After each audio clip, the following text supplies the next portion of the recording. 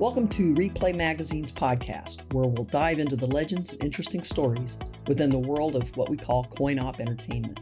That's games and amusement machines you find in arcades, fun centers, bars, restaurants, and beyond. RePlay's covered this business for 50 years and is joining forces with industry veteran and former association president Randy Chilton. He is Chief Revenue Officer for National Entertainment Network, owned by Japanese amusement giant Kittleton Genda. And now, here's Randy and this month's RePlay podcast. Clint Streeter, founder of Antique Apparatus and bought Rock-Ola and ran that, is retired and currently living in Palos Verdes. Did I say that right? Rancho Palos Verdes. Rancho Palos Verdes. I've seen pictures of the view out your back door, and we can see the humble abode of which you live in. So it looks like you're pretty darn comfortable. My dream house.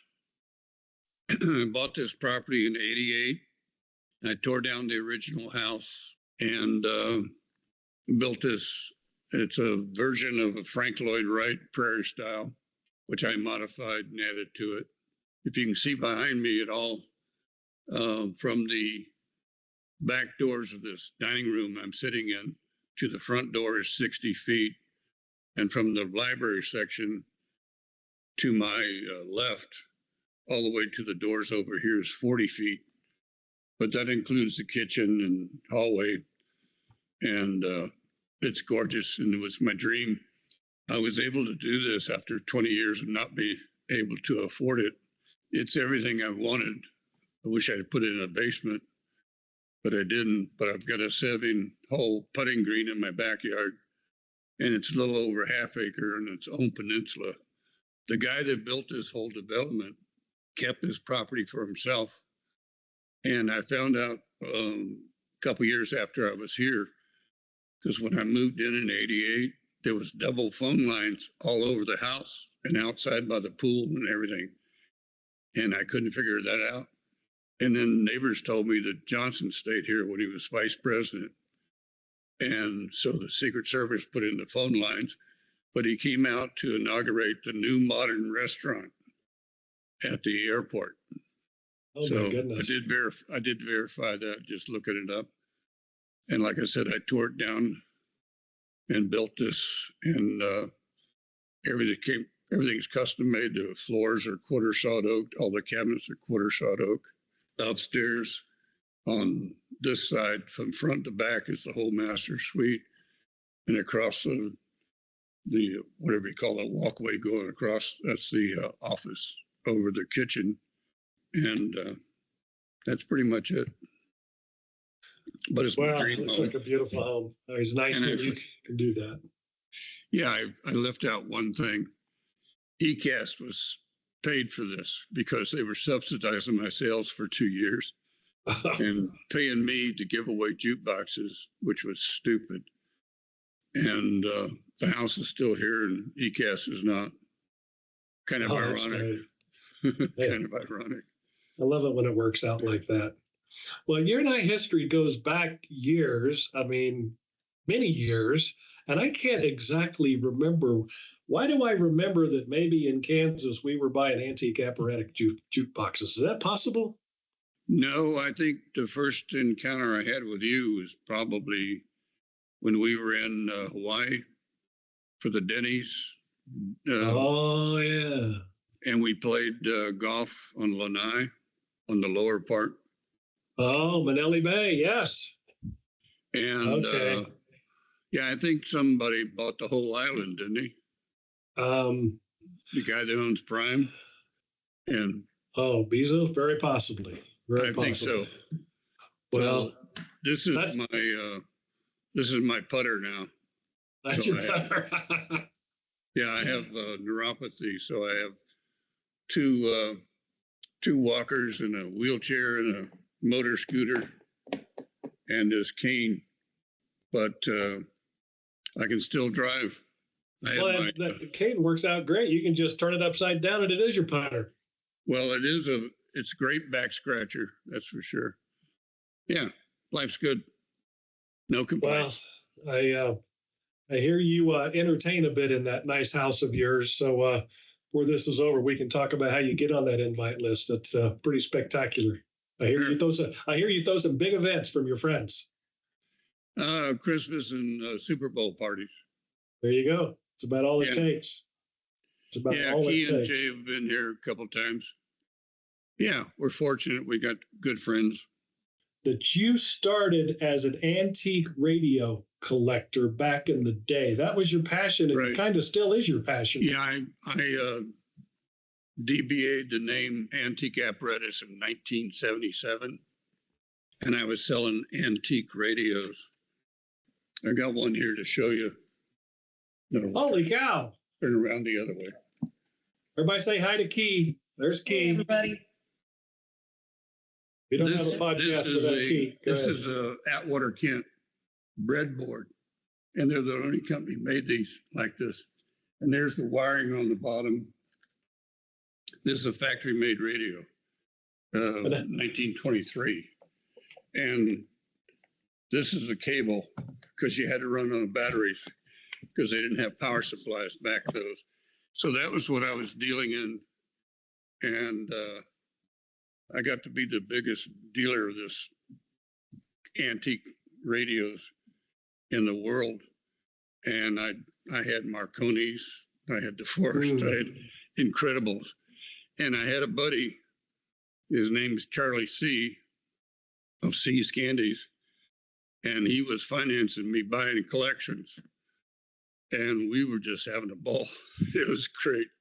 But I've sold most of those. I've just kept the breadboards for myself and some advertising. There's some light up advertising in the cases over here.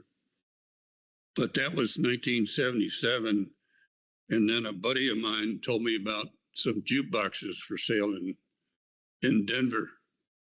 So I went, jukeboxes, what? So I went around checking, seeing people that were doing these. And I met Tom Catella, he's gone from restoring jukeboxes to making Italian sausage. So he's smart to get out of the jukebox business, but it's been a very blessed life. I've been very fortunate, and I met a lot of people along the way when I was restoring jukeboxes. But one little story that's interesting, and I watched the video with Eddie, the two-part series, and he started off talking about meeting the Beatles and John Lennon was such a gentleman and all that, and it was great. But I don't know if you remember, but I got a contract with Apple to make 100 Yellow Submarine jukeboxes. Oh, wow. I did not remember that. Yeah, and it was actually given to me. My buddy Alan Black, Sound Leisure in England, he had the deal through another buddy who had the license with Apple, some kid he grew up with. And it was for 200. And he says something about, well, I want to sell them in America. And he says, call Glenn. And they split the contract and they just gave it to me. And I used to talk to the directors of Apple and everybody was super nice. All the Beatles had to sign off on it. Yoko signed off on it. And I ran 2 little tiny articles in RePlay in the other magazine. And I sold out before I made the first one. I sold 99 of them. I kept serial number 1. You kept it? Like 20 some years. And then I sold it for just under $20,000. But the funny thing was, months later after I got done, Yoko Ono called me, of all people. And I was down on the factory floor and I took this call. And I said, who is this? And she told me. And she wanted to buy a Yellow Submarine jukebox for Julian's 15th birthday. This was years ago. I didn't care for it that much. So I was happy to tell her I couldn't do it. My contract was, they were all sold. I didn't have the parts anymore, blah, blah, blah. But I turned it on to Betson and they bought 3 from me. So everybody was happy. And that's my Beatles story, except for George Harrison came in with doing my retail store when I was restoring jukeboxes. He came in with Ry Cooder and they signed my apron. which I have a lot of autographs on. Mm. If you can see this. I used to buy T-shirts. This was my logo for Antique Apparatus Company. Oh, look at all those signatures. Oh, yeah. Oh, there's so many of these people are dead. But you can see Freddie Mercury came in with Roger Taylor. They bought 2 jukeboxes in like 15 minutes. This is back when I was restoring all these jukeboxes. Uh-huh. And just tell you a little story quickly. Sotheby's sold off Freddie Mercury's collection 2 years ago, this past January. And it went for over $50 million, and it took a week to sell it. The jukebox, I'd restored a Wurlitzer 850, which we call a Peacock. I think it was the biggest thing Wurlitzer ever made. And I sold it to him for $6,500, totally restored.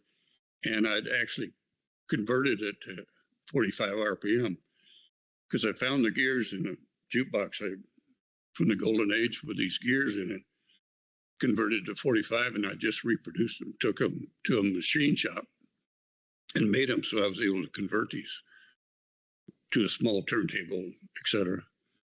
So I sold him the jukebox for $6,500, which was going price, and they gave me credit because I branded it on the back and the inside on the floor, Antique Apparatus with electric branding iron, and they gave me credit in the catalog, and it sold for $513,000.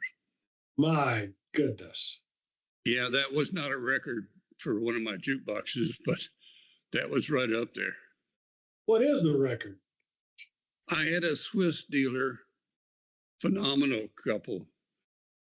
The husband's dead, and the wife sold off the business. But they took 2 of my Peacock jukeboxes that I was manufacturing, and they covered the whole outside of the cabinet with blue lapis, which is semi-precious stone, and the front door. And they took all the metal off and gold plated it, remade the base so they could gold plate that.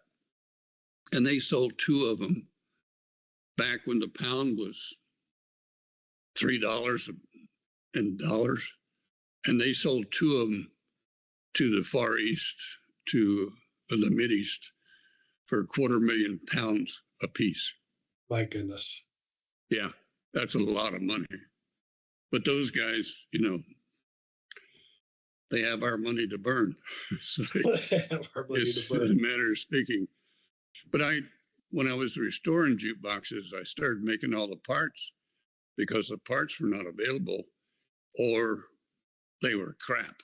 People were making, and I started making everything. And then I made a cabinet one year and took it to the Chicagoland show, which was the biggest show in the country. Then the canning one was bigger, but it went out of business and stopped doing it in Pasadena. Mm-hmm. But I took a cabinet to one show and thinking maybe somebody would like to buy a cabinet because I was making all the other parts. And nothing happened. And then I went to Betson and bought an RI-45, which looks like one of those refrigerator boxes. But I took the mech out and the keyboard, amplifier, all the electronics, shortened some cables and lengthened some cables, and installed it in the cabinet. And the next year I went back to the same show, and I had, this is a true story, I had guys that I knew that knew jukeboxes, and they come up with their buddies or their wives or whatever, and they go, look at this. Somebody put a new mechanism in this old cabinet. And then I would tell them, I said, the cabinet's not new. We made it. And, I get a lot of comments like BS, And that was the beginning of it. And I sold, I can remember these numbers because it was late in the year when we came out with them. And the first year I sold 22. Second year I sold 220. And the third year I sold 660. Wow. and I could never keep up. I was behind. And then Sharper Image picked me up from a little ad I did in the Rob Report, and they put me on the cover and the 2 full inside pages. And I never looked back after that. My goodness. And tell me, you met David Rockola. How did the whole Rock-Ola thing? Give us that color. Well, I went to one of the AMOA shows, and I think it was in Tennessee, in the Grand Ole Opry building. That it was like a giant atrium. I had the flu, and I was sick, and I didn't go to the show for 2 days. And the last day, I said, I got to go to the show. So I went, and I was walking around. I wouldn't shake anybody's hands. And I got by the Rock-Ola booth, and Frank Schultz came out, and he goes, Glenn, he said, they're going to sell the company. And I went, oh, shit. I went back to my room and dictated a letter to my wife and sent it off. And that's how it started. And then I found out from Frank, God bless his heart, he was great, that I had to contact the lawyers, Rudnick and Wolf, they're gigantic. And they were in charge of selling the company. And basically they gave it to me. I mean, Donald Rock-Ola just wanted out. He didn't need the money. The family owned real estate. They own high-rise buildings on the lakefront, and they own high-rise buildings in New York City. And the old man built parking lots because he realized it just cement, a couple of light bulbs, and a guy down at the bottom taking your money. And I heard he bought an outdoor boxing arena in Manhattan. And during the Depression, David Rockola, and turned it into a high-rise parking lot, an outdoor boxing arena. Can you imagine? And the family's all gone. Donald never married or had kids. And David, who I did talk to a few times over in Germany. So the only thing I can think of is his kids must have gotten the inheritance somehow. The way it works. And they made, the jukebox was just part of what they made. They were making all types of products back in the day, weren't they? They had some. They made vending machines. They made coffee machines. They made vending machines. They had the fastest vending machine in the business. It would, from the time you pushed the button, the can was already there. They made a ton of stuff. I didn't buy the vending side. I found out the numbers were not right on that, and there was somebody involved. So anyway, I ended up just buying the jukebox. And basically, I bought the name. Yeah. And I kept it a secret for almost 30 years. And then I published it in RePlay. You're not going to believe this, but it was like $1,160,000. And most of that was for the name. I just bought some inventory, and Donald was happy to be done with it. Yeah, but he's gone now. I think it was 2017. Yeah. I didn't realize he was gone, but he was 60-some when I bought the company, and his father lived to be 96. He was born in 1896. So I guess I got longevity in the family. Sounds like it. Yeah. Talking to a lot of, through this podcast experience, talking to a lot of guys that have successful career experiences, everybody has a story where it kind of made a turn. And yours was in 1992 when you bought Rock-Ola. I mean, you would have continued making jukeboxes, but that seemed to take it to a whole new level and just redirected your entire career. I just love that part of the story. Well, again, I think I'm very fortunate, but I was the right company and the right guy to buy it because I was already in the manufacturing business. I just took my bottom line up to add it to the gross sales, being in the commercial side of the business. And Frank Schultz was big help, and some of his people. Because if you remember right, I rented a 10,000 square foot warehouse next to O'Hare and would ship jukeboxes into there to centrally distribute them. But Frank was a lifesaver because I didn't really know that much about the commercial side. Mm. Yeah. And Joel Friedman called me, and I was at the factory, and he says, I'm hearing rumors, that you're buying the company, blah, blah, blah. And I was already in escrow. And I kind of joked around with him a little bit. And I said, yeah, maybe with your money. And he's laughing. And I could tell he was smoking a cigar. And then I told him, I said, I did buy it. It's in escrow. And I think it sounded like he almost swallowed the cigar. That's pretty funny. He made two mistakes. One, he should have bought the company for what I bought it for and just taken it off the market instead of letting somebody like me come along and get it, because I was buying mechanisms and everything from them. And they'd gone through, I think, 3 or 4 presidents. And I didn't know next year if I was going to get supplies or not. So I brought everybody into my conference room and my bankers and all that and said I wanted to buy this company. And it worked out. But the other mistake he made was they tried to knock off my product, thinking they would put me out of business. But he didn't have the distributor. His distributors were not set up for selling to the home market. Mm. And I had this huge network that I'd gained through the bigger Congress shows, for rec rooms and homes. And I went to the first show and doubled my dealership overnight. And I had distributors worldwide. I even was selling to a guy in Russia before Putin took over the Crimea. But we had a dealer in Mumbai, India, all over the world. And it was great. Anyway, I started to ramble after a while. No, your stories are fascinating. I'm going to bounce around here just a little bit. You served in the Navy prior or during your work with the radio collection, correct? Actually, the radio collection came after that. I got a draft notice.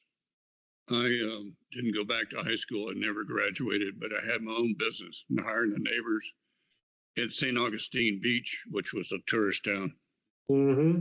And I'm renting those rafts on the beach. And I took in surfboards and ended up actually probably the first crewed surf shop in St. Augustine, Florida. And I made like $4,000 that year. Bought myself a 1959 Chevy with a big fins on the back. Oh, yeah. Oh, bought my mother a colored TV. And then I got a draft notice. And it turned out to be the best thing that ever happened. So I joined the Navy. And then I ended up in submarine service. And the last boat I was on was the Barbell, the 580 out of Hawaii. And the last thing it did before they put it in a display was the Hunt for Red October movie. Well, that's a great movie. Oh, it's a great movie, yeah. Sean Connery and Alec Baldwin. Yeah, I watch that. My wife laughs at me because I watch it all the time. Yeah, interesting. And I had a very blessed life. I got to Hawaii out of electrician school. And crazy thing was they had just put my boat in dry dock for an 18-month overhaul. And it went 23 months. And I'm surfing.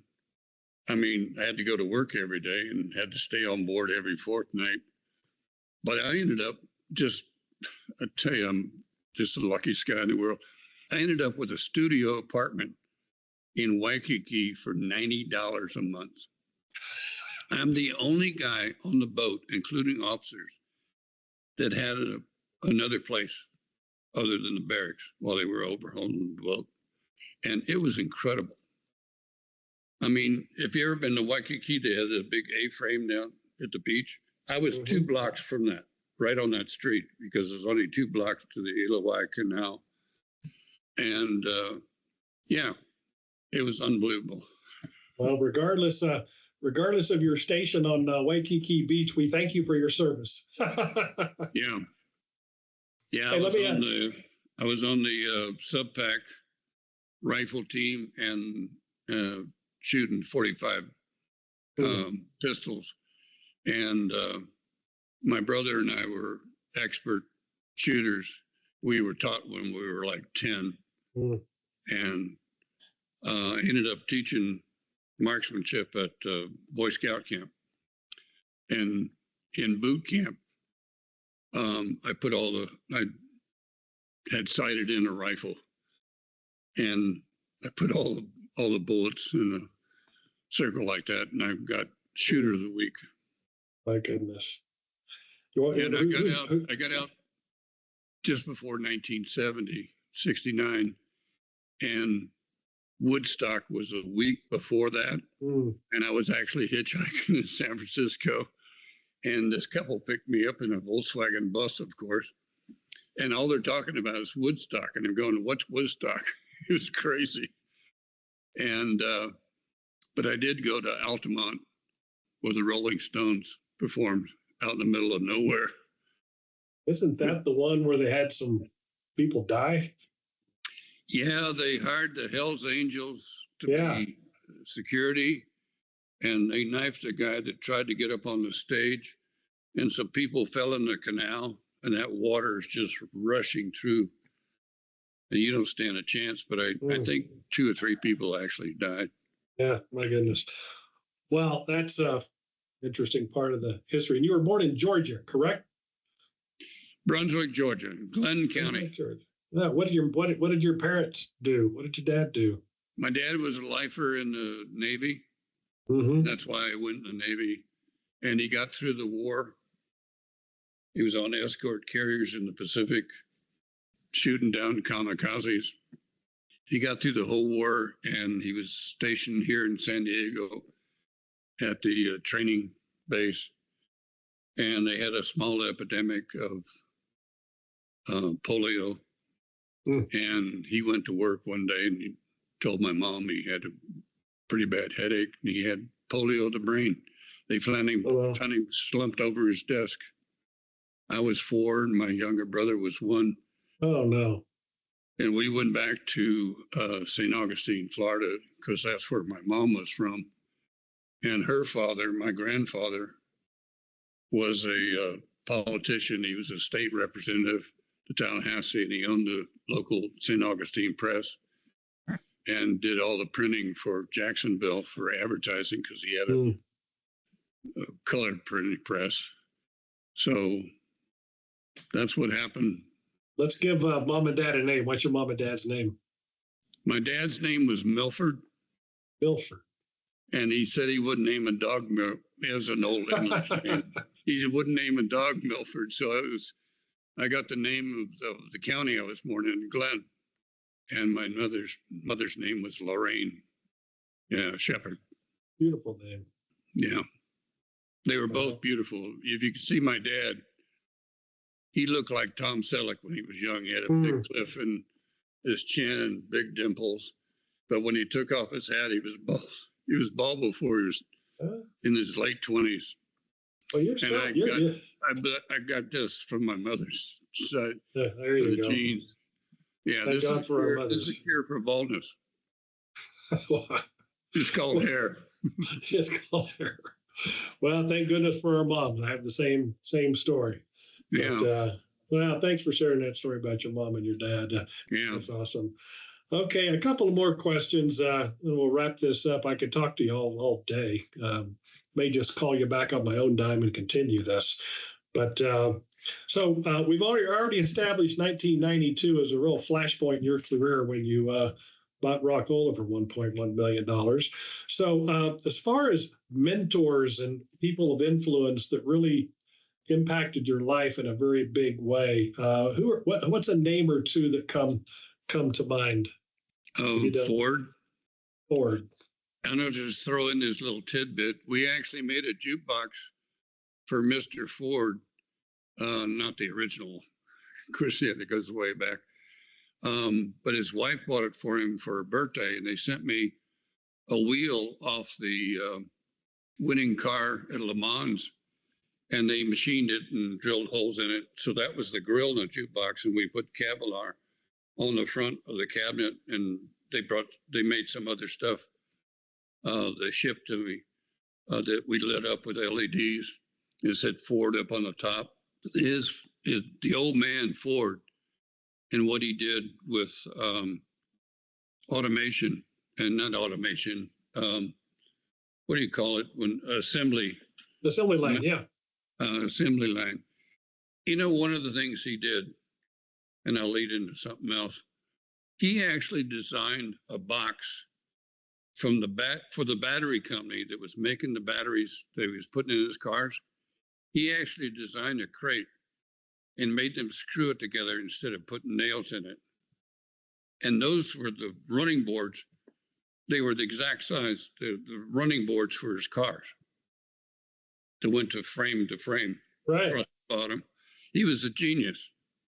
And most people don't know this. I've never announced this, but do you know how many models the company makes with all the different Elvis and Harley Davidson and the clear plastic ones, and what I call the crystal? But we make probably close, somewhere between 30 and 50 models. Mm-hmm. Only make one cabinet and one door. Now the cutouts on the door vary, but right, it's all one cabinet. And I changed that about halfway through my career because one tool wore out. The side metal on the bubbler, 1015, there was 6 of those. So that tool wore out. And I changed the design and simplified it. And I changed the cabinet at the same time. And then all the cabinets from then on are all the same. We were able to shorten up the cabinet on the touchscreen digital jukebox because you didn't have the mechanism inside. So we were able to take 5 inches off the cabinet, and we just made another tool, had the company make another tool that would press in the sides, and we made it wider so we could cut it in half, and we get one cabinet out of one pressing versus 2 pressings to make the 45 and CD mechanisms inside them. Yeah, one cabinet. So, Mr. Ford. Okay, anybody else come to mind is critical in the success of Glenn Streeter? Well, I think the product was a great salesman for me, and I sold. Yeah. I've got a couple of stories besides Freddie Mercury, but I had sold a couple of jukeboxes, the new ones. No, actually, they were the restored ones to Marlon and Tito of the Jackson 5. And then Michael came in my store. He actually came in twice. And the second time, he ended up buying a jukebox from me. And happened to be a Rock-Ola 1428 with the green plastics on the top for Quincy Jones after the Thriller album came out. You know, that's the largest selling album in history. I think I had heard that. Yeah. Unbelievable. You know, I could do the Thriller dance. Would you like me to stand up and go through it? Absolutely. Maybe after we get off this. But, yeah, my wife's going, no, don't do it. Don't do it. Hey, I delivered the jukebox to Quincy Jones on a Saturday. I want to make sure I did it myself. And he was in Bel Air. He had a Spanish Revival old house with the tiles on the roof and everything. And we're down on the floor going through a 78 RPM rhythm and blues and jazz records because I'd only held 20 records. Like the Wurlitzer only held 24 and I played the top side.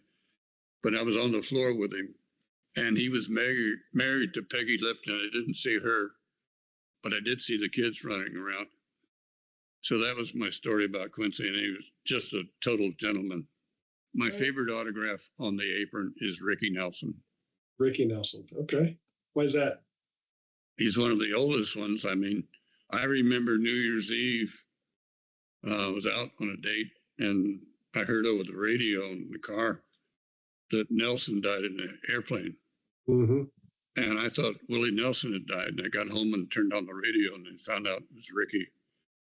And he was one of my, childhood heroes, the Nelsons. I sent a big wreath of flowers, and I got a nice handwritten note back from Harriet. And I used to see her out in the valley all the time, driving an old faded yellow Mercedes. But that was a tragedy. What? I heard you sold a few jukeboxes to Howard Hughes along with not Howard Hughes. No. Hugh Hefner. Actually, I didn't sell any to him, but we were in Playboy 4 times. 2 times. One is Antique Apparatus in the centerfold, and one is Rock-Ola. When he did Twins, it was the centennial issue, January 2000. And he didn't like the photographs. They came back and got the jukebox again. And I volunteered to help, but they were busy, too busy for me. Yeah, great story. Yeah, we've been in a lot of magazines. We've been in a lot of catalogs, on a lot of TV stations, been on the History Channel with Gary Stearns and something about money. And then the mailman from Cheers. Oh, yeah, yeah. He had that Made in America thing with that big bus, and he came to the factory, and he shot a whole day at the factory. That was one of the best. And I did a video one time with Pat Summerall narrating it. And I think they charged me $500 extra to say, this is Pat Summerall at the end of it. Yeah. How was your Sharper Image experience? Did you sell a lot about you were on the cover of Sharper Image? On the cover and the 2 inside pages. And they ordered, like, my memory's correct, they had about 135 jukeboxes that Christmas season. And I'm delivering their Christmas orders in February and March, and they're screaming at me.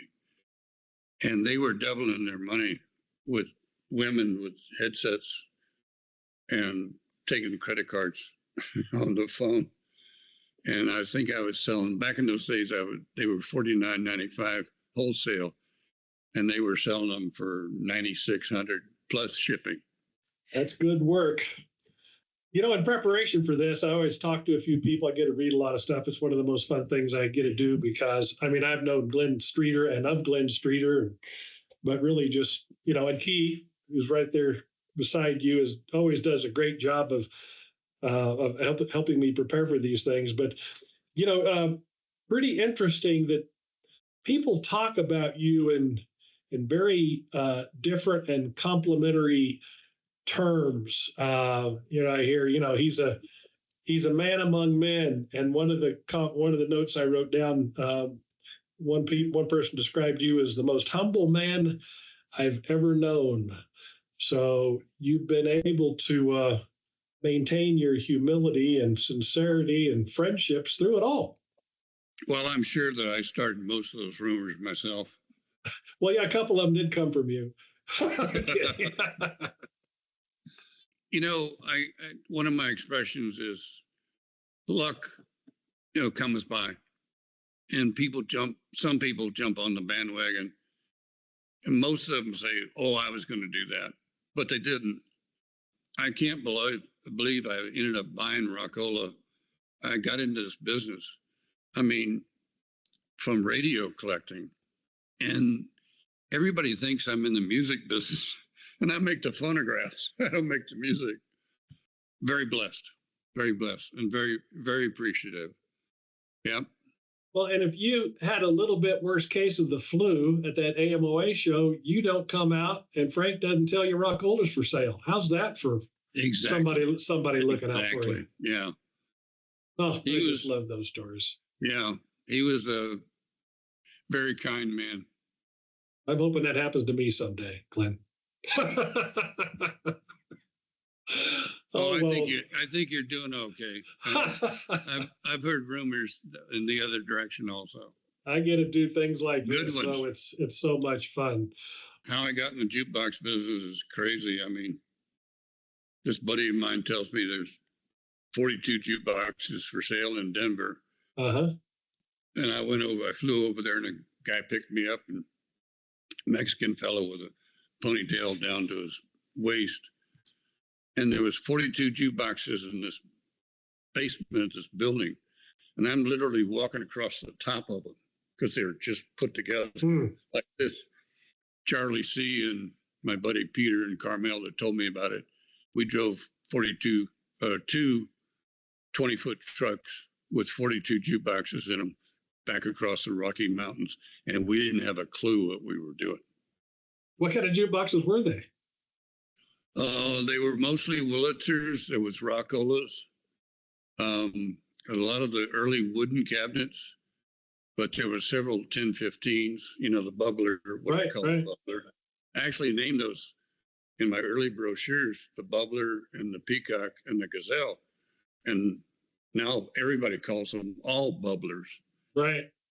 Now the new company, and I was 48, I think it was 48, when I bought Rock-Ola, and Alexander, who bought my company, my British distributor, he was the same age when he bought in 2019, but he was my distributor in England, and I had a lot of dealers over there. I had like 4, and he kept asking for distributorship, and I finally gave it to him. And he increased sales like 5 times what all those guys were doing before. Yeah. And yeah, he's got a lot of history wheeling and dealing in Africa and doing all that. And he's an interesting guy and very well connected over in England. The Porsche brother and sister that own Porsche and Volkswagen and the biggest car company in the world, they were at his wedding, plus a lot of other people. Yeah.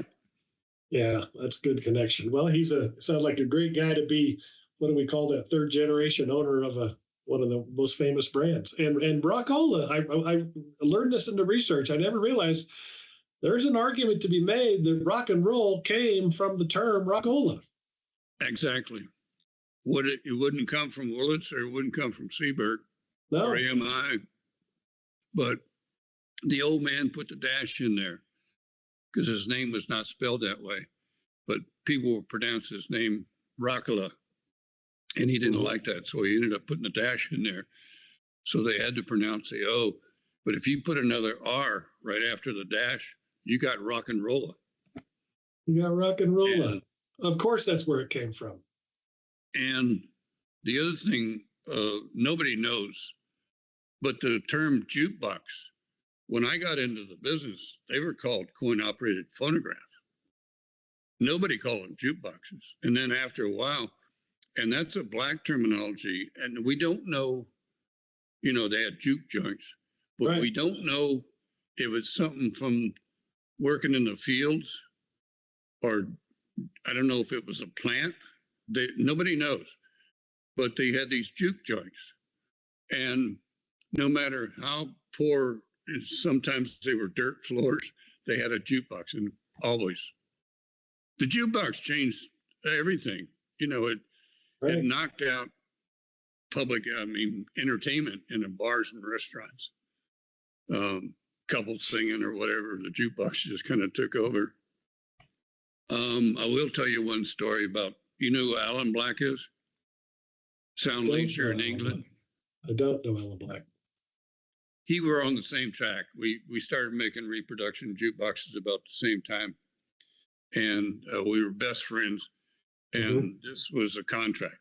We shook hands. And super honorable guy. And he told me a story about how they were trying to get this guy in Scotland or someplace to put a jukebox in his place. and they had CD jukeboxes, and they were getting a pound of a song or something like that back in the early days. And they said they would warranty and they'll take care of it and blah, blah, blah. And he called up one time and he says, jukebox isn't working. So they trekked all the way up there and they opened it up and the pounds just gushed out on the floor. It wouldn't take any more money. That's why I quit working. Yeah, I thought that was a great story.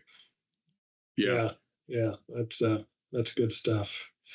Well, we could continue this because you just have so many stories, but we'll wrap it up. But well, this is the favorite part. I mean, this has been a real honor, and Key and I are both very thankful to you for making the time. I know it a little scheduling problem, then we had a little technical issue, but you stuck with it. You made time for us, and that's a big deal to us. So that we really appreciate that. Well, it goes both ways. I appreciate it. And it's good to see your face again. It's been a long time. And this is really great. So thank you. Thank you very much. This has been a real pleasure to reconnect with you. Thanks, Randy. Okay. Thank you, Glenn. Game over.